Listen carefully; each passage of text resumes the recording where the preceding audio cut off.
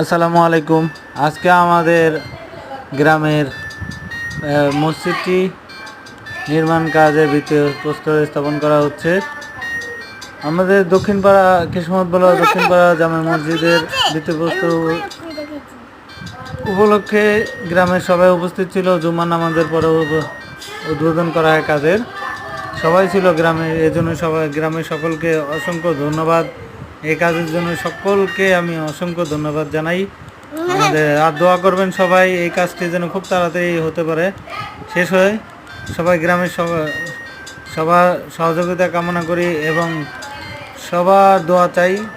আল্লাহ পাক যেন খুব তাড়াতাড়ি এই মসজিদটির কাজ যেন সমাপ্ত করেন, আর কোনো সমস্যা ছাড়াই যেন আল্লাহ পাকের অশেষ কুদরতি